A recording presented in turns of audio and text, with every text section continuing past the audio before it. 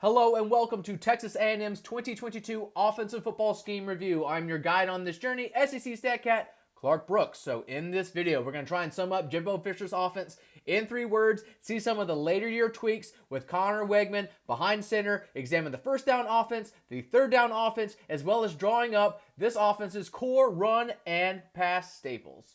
So the first word to sum up Texas A&M's 2022 offense is archaic.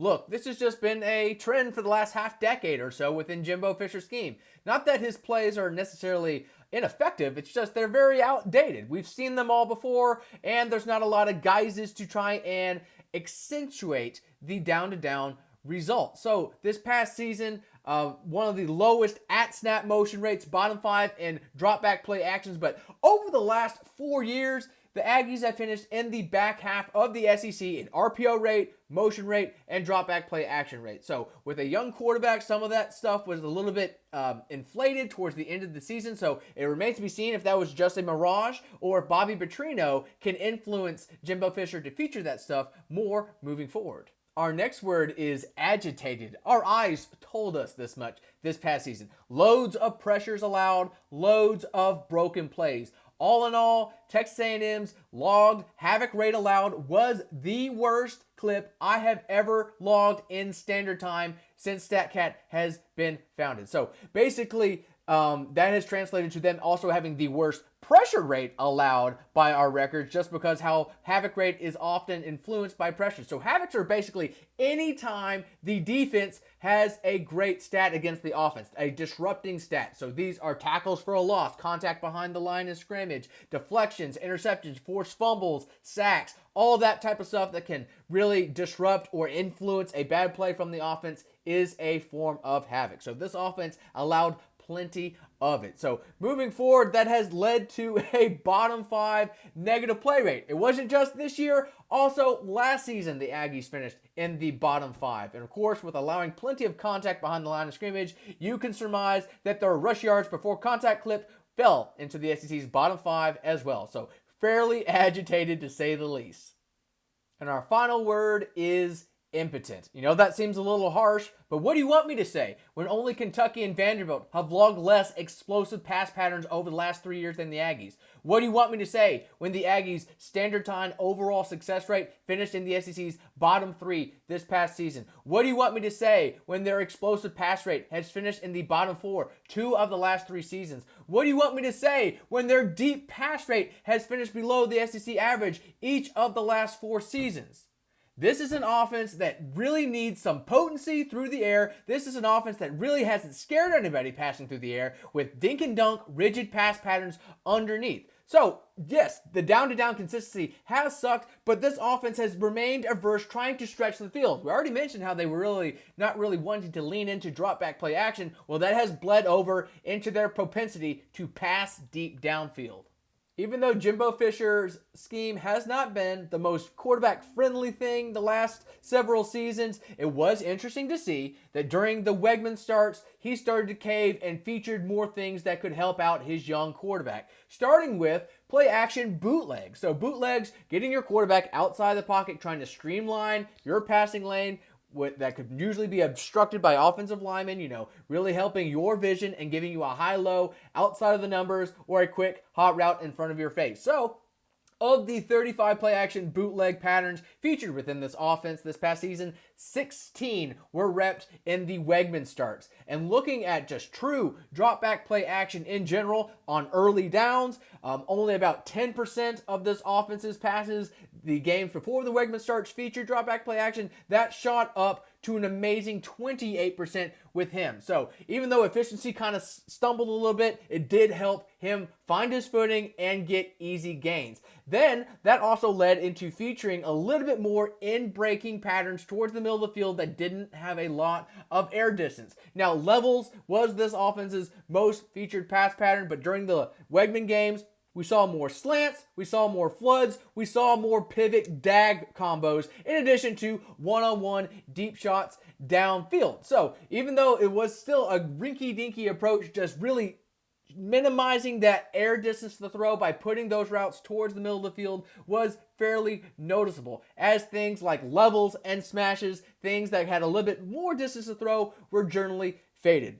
And then that leads us into RPO. So yes, just getting easy completions when the defense presents an opportunity. Well, about 18% of this offense's plays in the non-Wigman starts were RPOs. That shot up to about 23% in those games. And seeing that an eighth of his passes were RPO targets and that half of them found success, it's nice to see that yes, these are meant to give the quarterback a crutch from time to time and help him find his footing. A good scheme worthy tactic that maybe this offense can continue to feature moving forward. So the Aggies just really weren't a good first down offense last year. Sure, some of it was the archaic offense, but there was no denying that there was a lot of mis-execution. Look no further than their lead look, but we'll talk about that in a second. So with or without Wegman, however, this offense was a little bit more prone to use RPOs, play actions in these spots, but of course the down-to-down results were just fairly pedestrian. Only about a 42% success rate overall. But leaning into inside zones set them up for failure. So none of their core runs on first downs cracked a 43% success rate. And when looking at their lead look, inside zone slam read, seeing that it only had a 2.0 yards per attempt and a success rate in the low 20s is enough to make you want to pull your hair out. Again, featuring that the most and only putting up those miserly numbers should just tell you how often this offense found itself when behind the chains. So it is nice to see that all Verts did generate a good return with a 60% success rate, definitely above the SEC average in that regard. Only 2 pass patterns generated over 12 targets to start a set of downs in our meaningful minute sample. So being up or down 18 points. So a decent amount of variety through the air, as you can see, filling out the rest of that script, but featuring a lot of things, being diverse and not necessarily having a bankable play, left to plenty of blah returns. Behind plenty of adversity, Texas A&M really wasn't a good third down offense either. So behind the chains, quite often, no SEC offense found itself with a higher third down behind the chains makeup, so those are tries with 6 yards or more to gain, than the Aggies. And on the other side of the coin, looking at short porch tries, so 3 yards or less to gain, they finished in the bottom 5. So it partially explains why only Kentucky had a worse third down success rate within this offense. So finding itself behind the chains, they definitely had to lean on their core pass patterns. Almost an 84% pass rate on third down tries, but their success rate was even lower than 33% in meaningful minutes. That just cannot fly. And seeing that the runs were buoyed by short yardage tries behind I formation inside zone blasts, it should just tell you that this was just not a trustworthy third down offense this past season. So all in all, looking at their script, levels, sail, smash, scissors, spunked, and all Verts were the only pass concepts to generate at least 6 tries. And only 2 of those, levels and all Verts, cracked the 50% barrier. So all in all, it left plenty to be desired. And even though there was a lot of diverse looks, throwing a lot of looks at the wall just to see what would stick, of course, the end results speak for themselves, and it resulted in plenty of empty drives for the Aggies. Okay, that was some of the macro approach behind the Jimbo Fisher offense, and partially explains why there's a little bit of staleness within this scheme the last several seasons. But let's dive in and examine their core concepts, starting with the rush looks. I already mentioned this was an inside zone based approach, but not that the returns were necessarily too great. So here is their lead look from this past season, the inside zone slam read.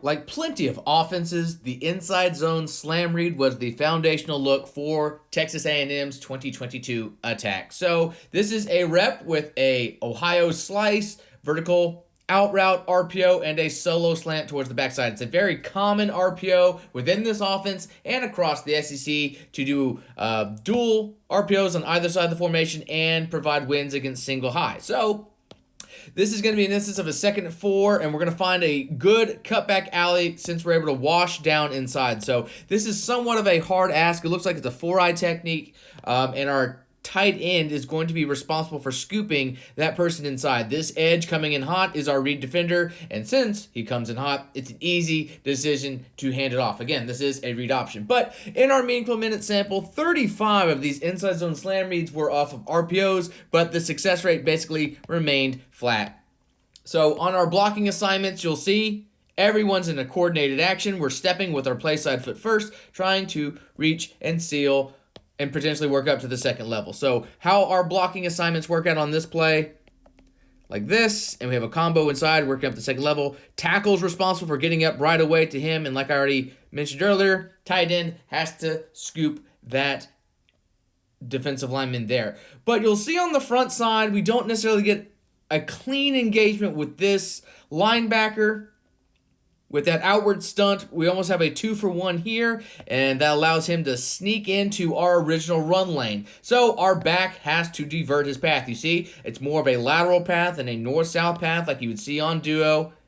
And again, with that coordinated flow, everyone's trying to reach and seal. So fairly good job from everyone else besides our tight end here. So he misses his landmark, but he does continue to wash down, and since the quarterback run threat widens our read man just a little bit, we have an avenue, and the last time I checked, A-Chain was fairly good at taking advantage of cushion. So this was one of the 5 explosive attempts on this concept this season. So over its 55 attempts, the inside zone slam read only produced a nickel. Here's another example of the inside zone slam read with an RPO, this time with the tosser wrinkle, which is dual slant. So it's the same idea. We're going to have a very similar path to what we had on our previous example, but we're going to be able to hit our play side landmarks and hit our run lane as designed. So this is short, third and short. Defense is giving an extra body towards the box. We just motioned in our tight end. So we are going to be out capped towards the right side of the formation. So like I said, if we get a hat on hat play side, it should work out, and it does in this instance. So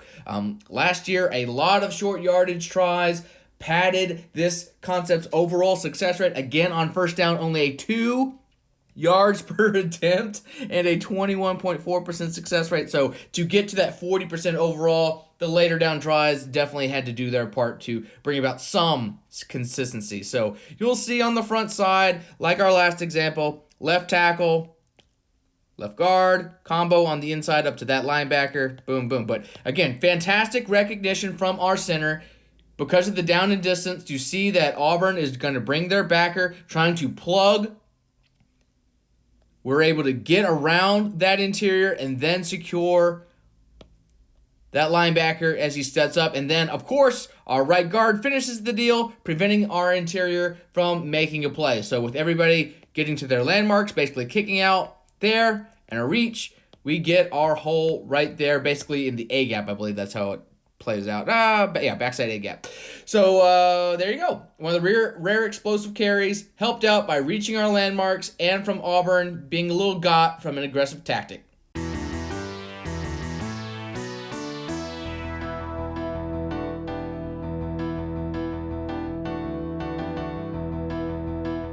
Counter makes sense as a secondary run. After that straight zone actions gets the defense anticipating a flow one way, you seal them, and then you send 2 pullers on the other side of the formation to smack them in the mouth. So this is a same side counter. Sometimes you'll see a counter read like we're about to see on the other side, have a cross gate from your quarterback with his eyes up potentially on an RPO or a keep situation. So we are going to, of course, try and trap the first guy outside of the C gap on our play side and hopefully wrap up and take on a linebacker. But this is going to be a rep where this linebacker is a little bit too anxious. He attacks inside. Our trapper actually seals him in addition to our edge, and we get a free blocker in space. Not that we're going to need him, because once we get green grass for Mr. A-Chain, he does the rest. So 7 explosive carries on the season for a 17% explosive run rate. Definitely help provide juice down to down, even if the consistency was about the same as an inside zone slam read. So we watch our down blocks on the front side, working back to that linebacker, the cover our ass block with our puller. If we did not cut this man off and he got penetration, he could doom the play from the get-go. So we get him, and then a little bit of the hinge as an insurance policy to cover our butt. So with the kick out, in theory, and then a wrap up. But again, like I said, this linebacker takes himself out of the play. So we'll watch it play out. Good recognition from our puller, turns inside, and that springs everybody else. So with a single high safety, late rotation going back towards the middle of the field, and the run going that way, that also buys us an extra step or so. As he tries to rally, he takes a poor angle, and then we, keep showing off our awesome speed in the open field. So again, all in all, around a 43% success rate for counter in this offense, whether it was straight up like this or with a read aspect.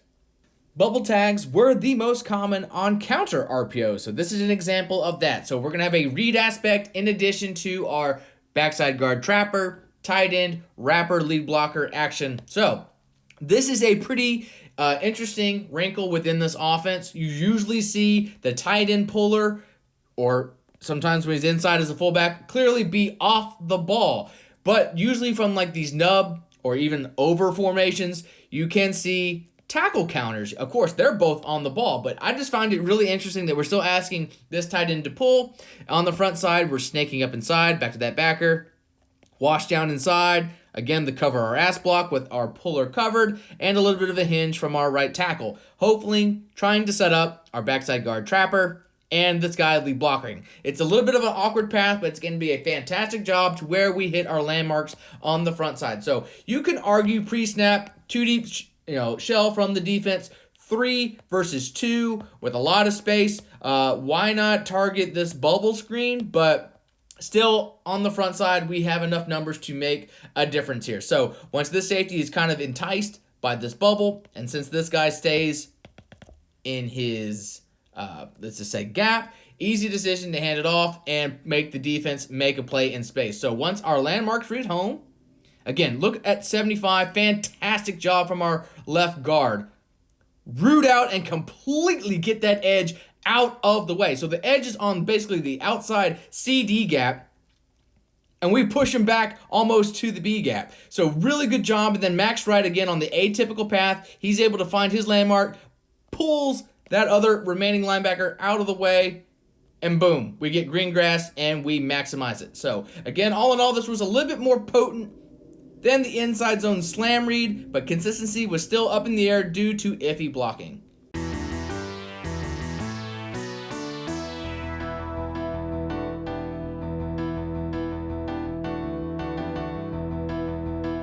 The inside zone bluff or split zone read came next on this script, and that makes sense in terms of orders of operation. So we already had our normal straight zone flow with slam. We already talked about how those flows set up hard edges with counters, and now we're going to try and morph the two ideas. So split flow, you're still going to have your inside combos in a coordinated fashion working towards the second level, but your play side tight end, offset fullback will fire against the grain, creating a hard edge. The theory being, if our play side zone blocks don't reach their landmarks and they blow us back, we can still wash them inside, get a kick out, and have a bailout hole on the backside. And of course, if you're getting the quarterback involved in the read aspect, it puts the edge guy commonly in conflict. Of course, against counters, it asks him, if it is a spill type of technique from the defense, to wrong arm it, giving up the edge and trying to bounce it towards the outside.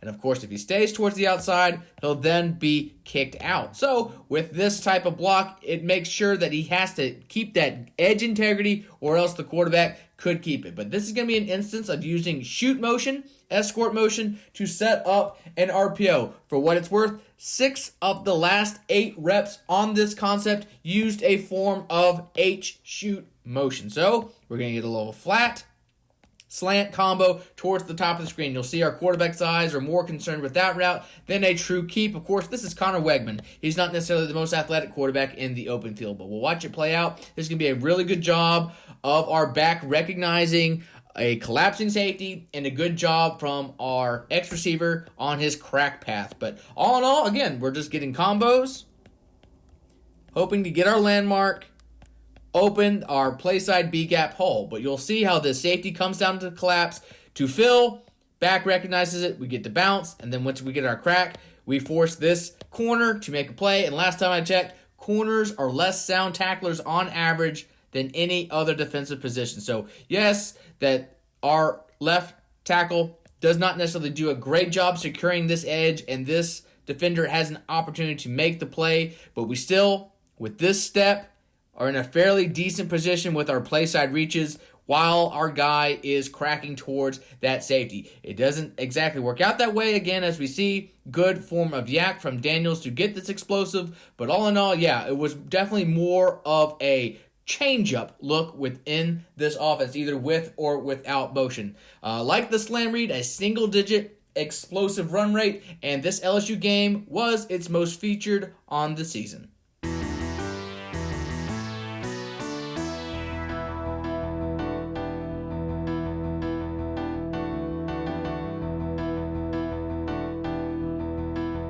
So the off tackle was this offense's most featured perimeter-oriented run. The idea of this concept is just really, really simple. There's usually a lot of defenders aligned inside, not so much defenders aligned outside. Why not provide our running back more avenues where there aren't as many defenders? So it's a much more flat path from our guys up front. We're much more concerned with just a reach more than blowing them off the ball.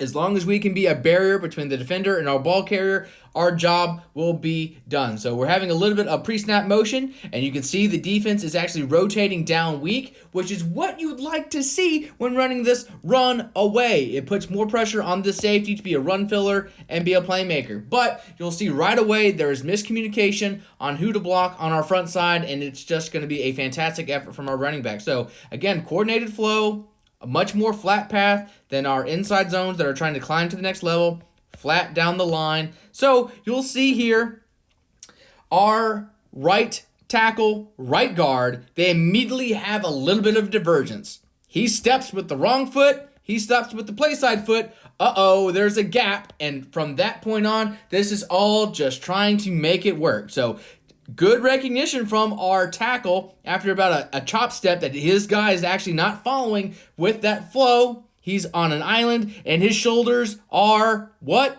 Turned. And once his shoulders are turned, there's no way he can get up to the second level. So with that hard seal, the rest of the zone flow basically has a little bit of a log jam, and with no one able to get up to Ventrell Miller, it's bad news bears. He comes in untouched with an opportunity to make the play. But he does not, and since everyone else following behind the play can then seal inside, and we reverse back towards the field, we get a big highlight for Devin Achane. So again, this was the only rep from this game, and all in all, it was fairly inconsistent with only a third of them working. But in terms of potency, with a 28% explosive run rate, it definitely was the best look within this offense. And interesting enough, of the 25 reps this season, 16 went to the right.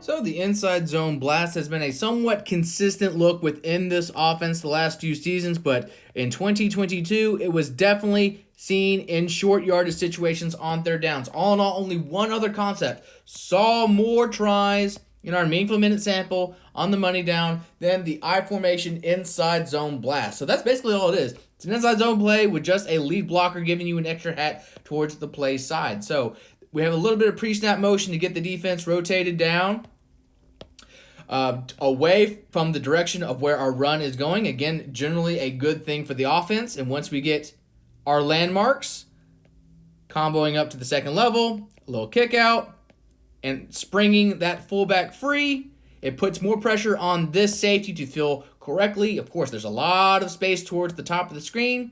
He misjudges it. He has to come back, and we break an arm tackle. So we'll see it again from the behind the screen view, but basically how it's drawn up. Tight end one going on that edge. Somewhat of a divergence combo up to the second level, but basically how it works out, we're getting a down block and then go up here. On our other combo towards the front side, our center is going to take this interior, and it's going to be a fantastic job from our right guard to get up and seal that linebacker with our other backside scoop. So again, we'll watch it play out and see it from behind the center.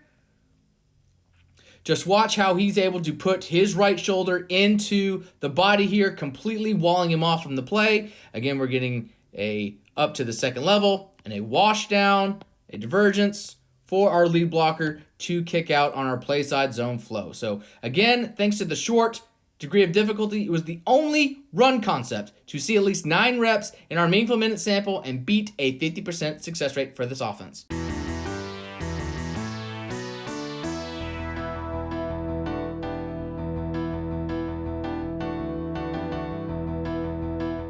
Bash runs were used sparingly within this scheme, but when combining the tackle counter and zone looks, no concept was more consistent than them. 75% success rate, 9.3 yards per attempt in our meaningful minutes sample. So what is bash? It is sending the back away from the normal run flow. So here on tackle counter, you would usually see that running back following the run path, and the quarterback potentially have the edge on a read element. You're just swapping those assignments. Again, back away. But like all read options, who gets the ball is generally going to be dictated by our key defender on the edge. If he wants to kind of widen and prevent that avenue, we're just going to let our quarterback follow pullers towards the other side of the formation. But if he tries to squeeze that block and is going to be flat-footed towards the perimeter, where we're just going to have our 3 guys block their 3 guys and take our chances to space. So really, you can see how it kind of sets itself up to really counterpunch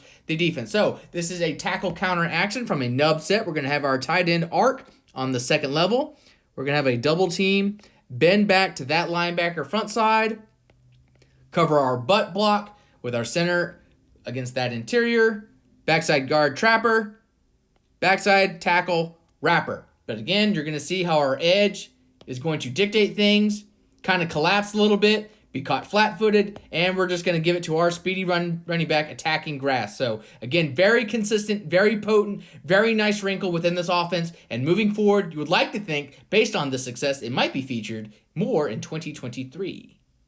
So here's an example of zone bash. It wasn't as featured as tackle counter, but all 4 of them worked situationally. So we're motioning over, widening the defense. You'll see a little arc path from our edge guy. Again, the read blocker back working away from our zone path. So zone path, of course, we talked about it earlier. Very coordinated flow from our offensive line. Everyone stepping with that play side foot first. Having a little bit of a combo here up to the second level. Combo here to the second level. And again, like I said, arcing around our read man. Depending on what he does will dictate things. If he wants to try and keep a little snug, we're going to try our chances around the edge. But if he wants to widen, then we're just going to let our quarterback follow our offensive line. But this is going to be an instance where he is held a little bit anchored in that gap, caught flat-footed. And like our previous example, we're just going to take our chances to space. So with the flat foot and the safety far back, having to rally, easy give situation, we make a miss, and we get our conversion. So again, whether it was the tackle counter variety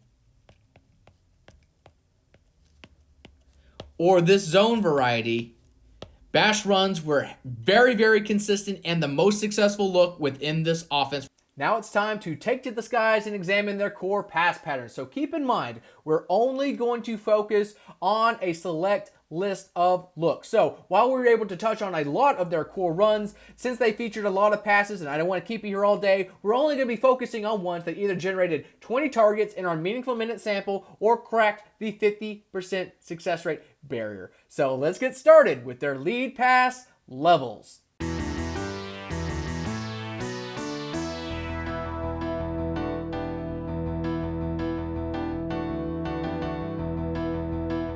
So the levels concept was this offense's most featured through the air. Ultimately, 11% of Texas A&M's total plays had a form of levels show up. Now, this isn't my favorite pattern, but it was featured 10 snaps this past season. So we are having our normal 2-man levels, just a high-low dig-in combo towards the middle of the field. And then on the other side, we have a running back flat, a slot slant, and a corner on the outside. So that flat route facilitates a slant flat combo as well as an inverted smash combo. But this is going to divulge to being a single high man coverage from Miami. So you definitely could argue with a linebacker matched up with A-Chain and a lot of space that could have been the target. But since we have an inside release, creating cushion, and a nice self-fade technique on our speed in, we get a pitch and catch scenario that results in an explosive completion. All in all, 3 20-plus yard completions, 2 on its first 4 targets. So even though it was ultimately a fairly consistent look with a 54% success rate in meaningful minutes, potency definitely was centralized towards the beginning of the year. So we'll watch it play out. See our inside release to create a little bit of a void.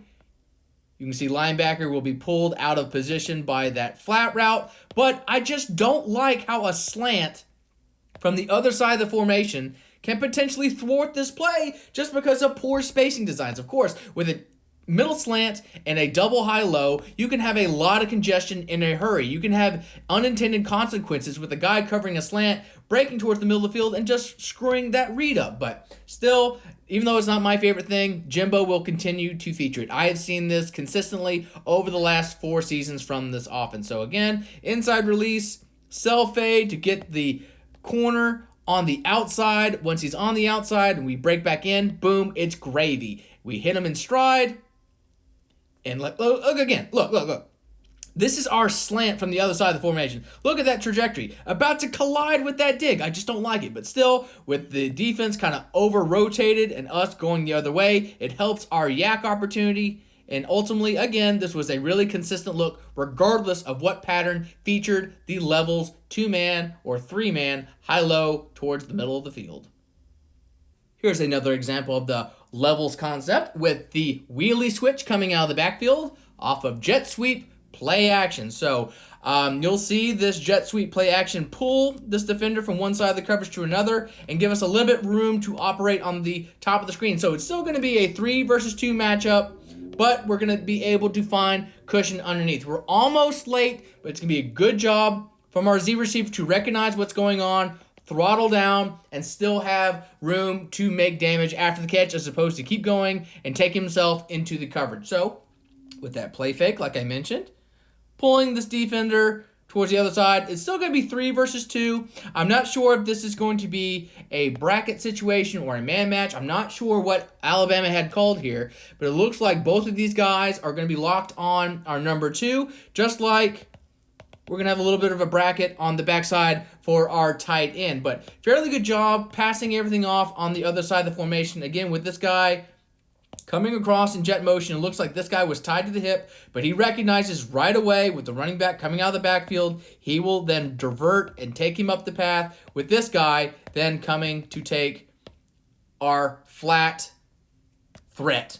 But with that on the other side of the formation, again with that bracket, you can see these guys' attention occupied by our middle dig, influencing them back, and him keeping everything in front of him. We're going to have a nice little avenue to hit our end. But again, he breaks it off, and he almost drives on this ball, but with our Z receiver throttling down and maintaining himself in that void, and we deliver it right before we get smacked, we are able to get a yak opportunity after the fact. So again, 11% of this offense featured the levels concept in one shape or another. While that deep dig underneath thing can be very effective against 2 deep zones, you can see how on occasion it can beat 3 deep or single high coverages on occasion. So in addition to, that congested pattern that we drew up before and this one, some other notable levels patterns within this offense was the trips variety, which LSU definitely featured and hammered home in 2019. Some people call this drive corners or drive smash. So there's that one. In addition to deep spot. So this formation doesn't really work out. So we'll just do this. It's just the spot concept, snag concept, but at a much deeper depth.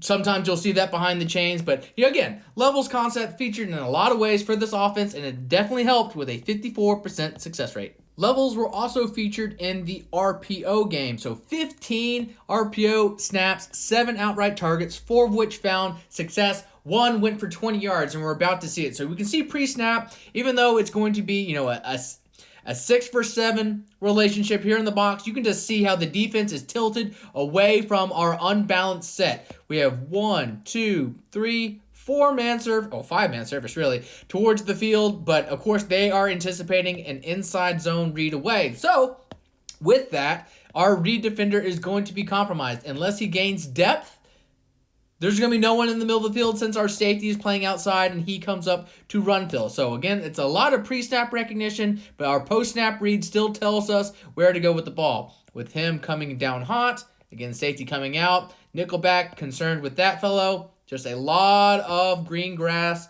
to play with on our middle dig. Again, had this guy undercut, maybe one of our trailers could have drawn a target, but with him staying towards the outside and outside leverage, just too easy to pass up. And we get the ball off before we get smacked, and there we get our explosive completion. So again, all in all, was featured in a lot of different ways. 11% play share, regardless of pattern from the levels concept.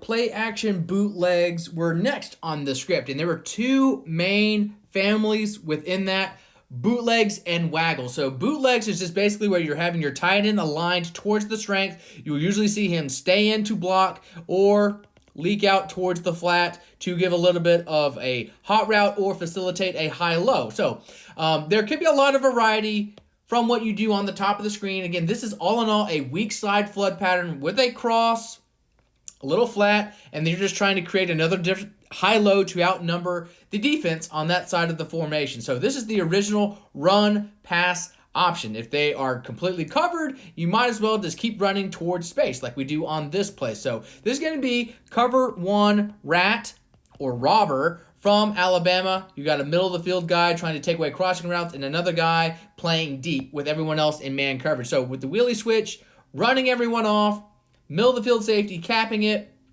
backside cross, taken away from our robber. We literally have nowhere to go with the ball, so we got to keep it on the ground here. So this is the only explosive scramble from a play-action bootleg on this season using this tackle counter action. For what it's worth, 6 tackle counter action play actions in bootleg form from this offense this past season. So Max Wright, he easily could have broken off this block a little sooner and leaked out towards the flat, but you can't go wrong securing the edge and allowing your quarterback a little bit more room to operate. So that's what happens here. As you can see, a lot of backs and a lot of grass. So let's just run and take advantage of it. So all in all, play action bootlegs in this offense, again, we're seeing in a few different forms, but over half of them worked, especially considering the high usage rates they saw during the Wegman games.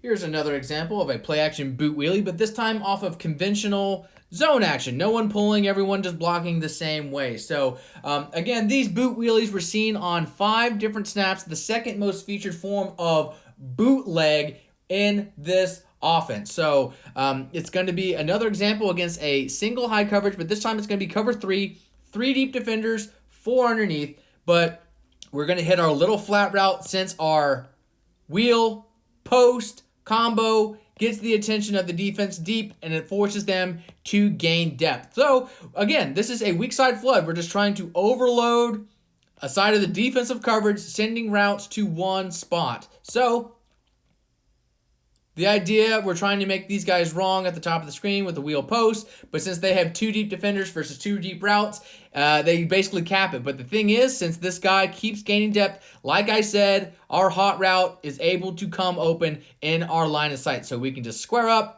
and dump it off. So it definitely helped Wegman find a little bit more consistency towards the end of the year. Of the 35 featured play-action bootlegs, 16 were in the Wegman games, plus the majority of the yards gained were from those games as well. So again, there was a few different patterns, whether it was wheelie, whether it was a smash variation, whether it was sail, but all in all, over half of them worked in our meaningful minutes sample.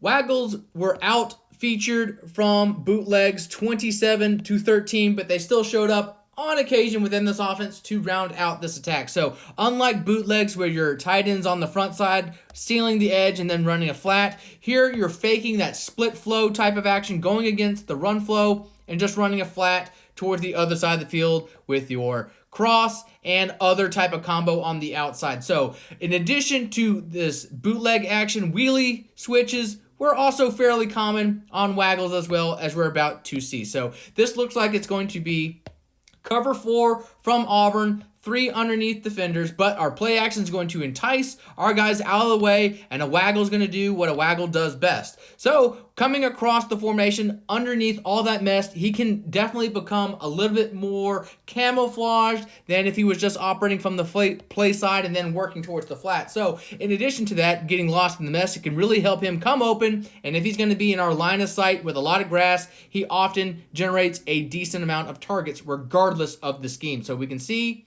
how that wheelie is forming towards the top of the screen, but it looks like it's going to be fairly well capped from our offense, but how our play action entices our underneath defenders, and how this slide comes oh so wide open. So easy pitch and catch scenario. So regardless of the variety, bootlegs, waggles, over half of these play actions on the move worked for this offense. And again, they really helped young Wegman find down-to-down consistency riding behind this run-happy approach.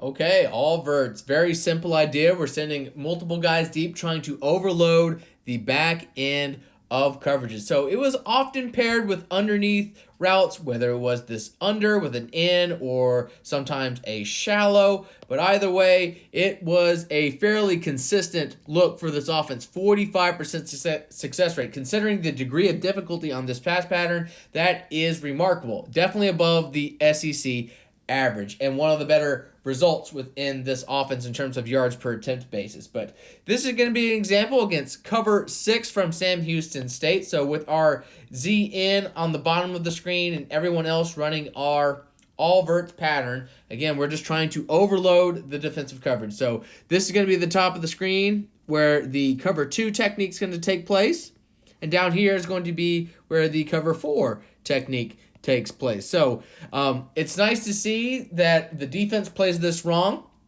as opposed to trying to anchor himself towards more of the middle of the field. Our strong safety actually tries to split the difference between our 2 deep routes, therefore covering neither of them. So once we get beyond the second level, we're able to hit a nice seam in the middle of the field. So we'll watch it play out. Even though it is 3 deep against 3 deep, a little underneath route anchors this guy, and again, because we split the difference, we basically neutralize this free safety. So right here we can see once we get beyond that second level with him right in between, he's effectively not covering anybody. As we can see here, we could have targeted either receiver. Nice strike, and Anais Smith does the rest. So all in all, 7 explosive completions. That is 20-plus yarders from this concept. And even though it was a break glass in case of emergency look across all levels of football, and on this rep when behind the chains, the plurality of its targets within this offense occurred on first down.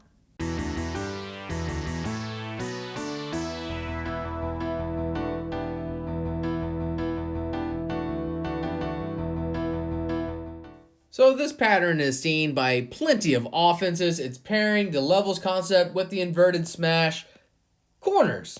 So some people call this drive, bench, whatever, tomato, tomato, but the idea is simple. You're having a 3-man levels pattern, trying to attack the middle of the field, and you're having a high-low outlet along the sideline. So with this being cover 3, it usually is going to be a different read than what we are presented. But since the defense is giving us a little bit of an inverted look to where it kind of presents as cover 2, I mean, look, outside the numbers, that's the exact same as cover 2. And with that, it has a natural turkey hole between our 2 defenders. So, deep half guy held up. We have a little bit of a read aspect to where if he's going to give us space, we are going to take it. And that's exactly how it plays out, even though it's a little bit of a weird form. Again, 1, 2, 3, but still, it plays like it is cover 2.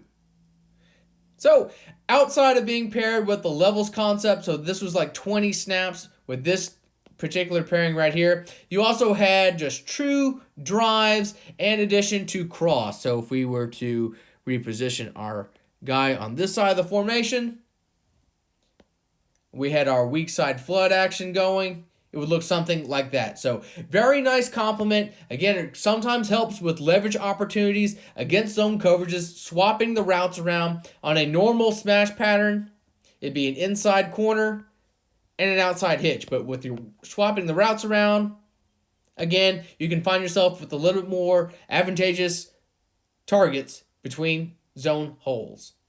Here's another example of levels with corners, this time truly against cover 2. So we're going to have underneath corner, over top safety, underneath corner, over top safety with 3 other defenders underneath. But because how we're going to find ourselves in between our deep half and our corner, it's going to be a nice completion in the turkey hole of this coverage. Again, you're usually trying to funnel everything inside from this technique, and this route just inherently lends itself to that with that inside release before breaking back towards the outside. So very nice idea, very nice design. Again, with this other dig occupying this safety, there's no way there could be any type of help towards this side of the formation. So you can see with this safety basically in skates playing inside leverage, it just lends himself to lose towards the outside. So nice throw, nice dart. So all in all, in this meaningful minutes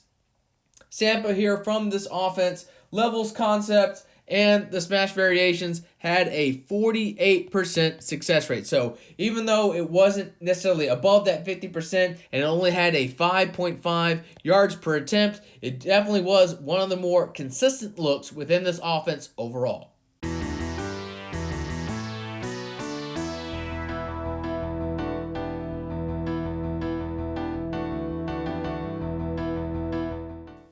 Pivot and dag combos were good, not great when targeted in our meaningful minute sample, around a 46% success rate. So here's an example of pivot being paired with deep spot, which was seen on occasion from this offense. So unlike the normal spot or snag concept, it was run at a little bit greater depths.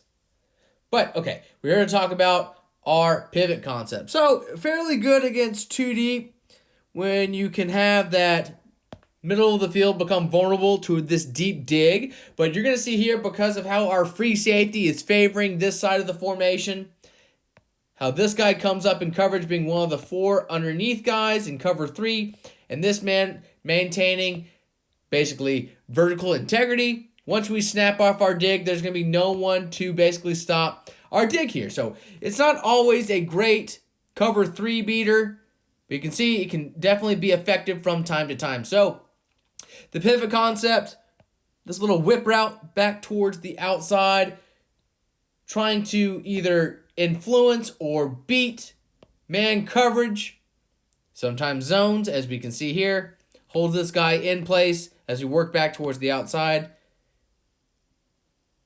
But again, as doing so, it also draws the attention of that safety, again, drawing him out of the passing lane for our dig. So all in all, again, fairly consistent with a 46% success rate, but nothing too sexy, with only one combined explosive target between this and the dag concept.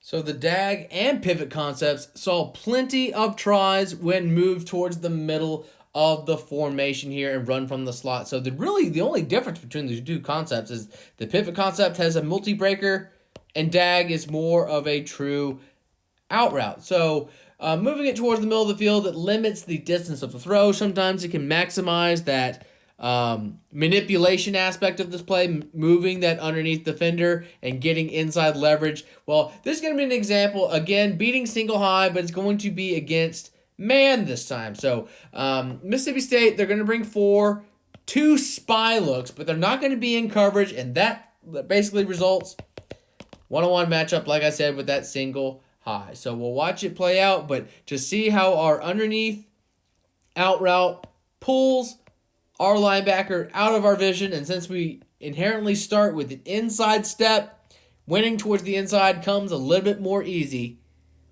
as we get our strike here. So this is the lone explosive target of a dag or pivot on this season, and as we can see, it was very yak driven since we hit our man in stride. So a little bit of a rub coming from the other side of the formation. You know, I already mentioned on another video, I don't particularly love sending slants against other in-breaking concepts unless there are other slants. But you can see here, once we hit our break, there's a little bit of a rub against our coverage guy that helped spring that yak opportunity. So again, all in all, whether it was pivot or whether it was dag, a 46% success rate in our meaningful minutes sample.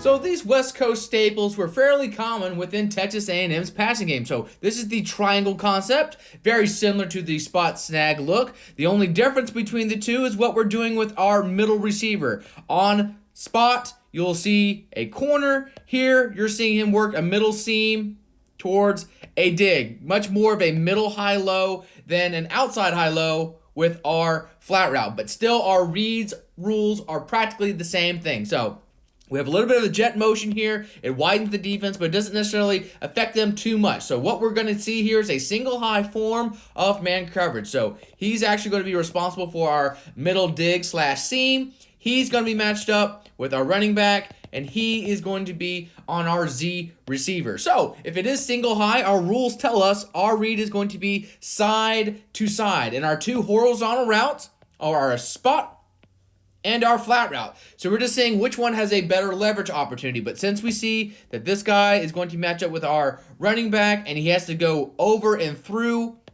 that route, we have a little bit of space. It's 5 yards before we're hit. We have positive inertia and we continue to make other guys miss. So fairly simple idea, and we'll see it again from the other perspective here behind center. Again, the motion doesn't really do much for us, but how you can see how he has to work through that route to try and cap us. It just allows us to get a little bit of an extra beat here, but you can see how that safety is coming over to try and take over that tight end. He's anchored against our spot. But, you know, so with the side-to-side read, you could have definitely argued that that spot route was open for just a decent pitch and catch, but no one's ever going to try and dissuade someone from getting the ball to A-chain when he has a step on a defender.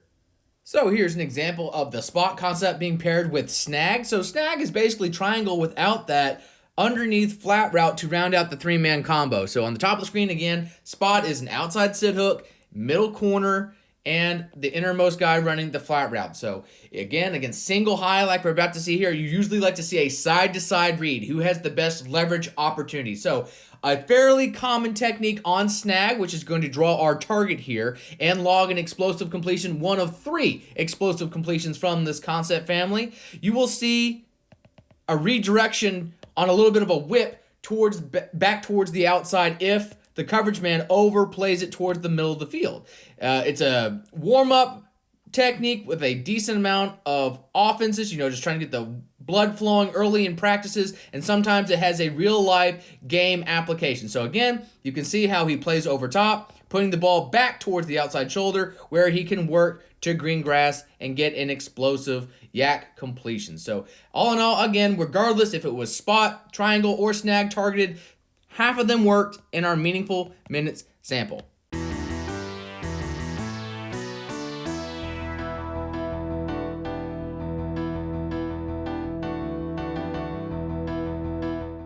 While play-action bootlegs were this offense's primary weak side flood family, Cross averaged about a chance per game. And in our meaningful minute sample, 11 targets and the second highest success rate of any look from the Aggies. So we're having max protection, trying to absorb a 6-man pressure from the defense, but it's going to result, I don't know if this is going to be cover one robber or not, but this guy's going to find himself in no man's land with one single high safety and everyone matched up in man coverage. So it is cross. It is a weak side flood. We're trying to overload one side of the defensive formation, make them over-rotate, or find an easy leverage win. So with it single high, if we have inside leverage against our man coverage, that should be golden, because in theory, the only way for us to be capped is if one of these guys sag and disrupts our passing lane, a robber is there, again, disrupting the passing lane, or if our overtop safety caps our trajectory. But if that happens, again, it is a flood. If this guy has outside leverage and we are having a dig or a hook up the space, that then would come open in that instance. But here, it's just going to be a really simple inside leverage, pitch and catch. Since our rat defenders in no man's land, all these guys blitz, taking them out of the play, and our overtop safety stays back, creating a lot of room to work with. So, very good job from Johnson to stay into a muddy pocket and deliver this ball in stride. So, only 16 featured snaps from this offense of concept, 2 explosive completions, and this was one of them. This Mississippi State game was one of the most featured for this concept all in all. So it was commonly paired with the corners concept on the outside, sometimes from trips formations. So for instance, if this guy was over here, we would have our cross and then a tight end wheel, something like that. Still a very conventional design seen in plenty of offenses and maybe should be explored moving forward based on its outlets.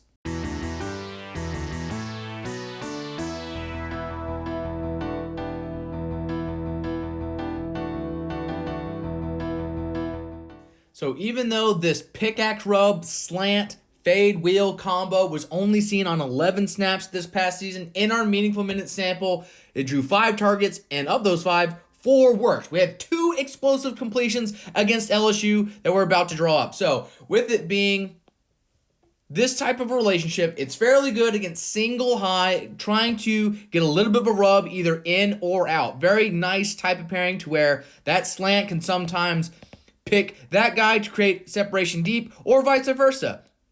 That fade can get in the way of our outside guy trying to cap us towards the middle of the field. Very easy idea to complement one another. So this was paired opposite things like our inverted, smash concept corners, levels, deep spot, a few things. But again, only 5 targets. But this is definitely going to be a very impressive rep. So even though our rub doesn't work as designed, we're able to beat our man one-on-one towards the outside and get a step before our overtop safety can do anything about it. Again, with single high man coverage, he's playing middle of the field, just trying to cap everything. And since we had 2 deep routes basically on either side of the formation, we're just trying to make him guess wrong.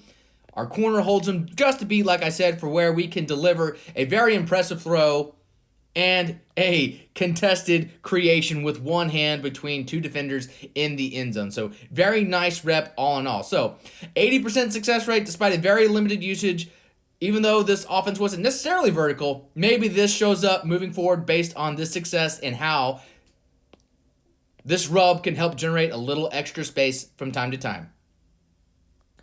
So here's another explosive completion against LSU with the pickaxe rub. This time we're having a tray pattern. So tray shows up from time to time, especially within this offense. But basically that's just my vernacular for where number 3 runs a middle seam bender with another 2-man combo towards the outside. So you'll see this with levels. You'll see this with unders and like this pickaxe. So if it is single high, maybe you have a little bit of a route towards the middle of the field just to anchor that guy in that location and really maximizing our one-on-one matchup deep. And when you have a lot of space to work with, it usually works out fantastic. Again, only 11 featured snaps from Pickaxe, 5 targets in our meaningful minute sample, and this one is an undeniable lollipop from our quarterback, but we have a great receiver to make a play. So we'll watch it play out. Again, there's a 5-man pressure with a spy, single eye deep, but you can see how that bend is right in his line of sight. There is no chance he can come over top and try and cap us towards the top of the screen. So once we are even, we're leaving. Unfortunately, the ball is left a little bit far behind. It's interceptable. But again, it's a creation from our great receiver. So 3 explosive completions, 2 of which were against LSU.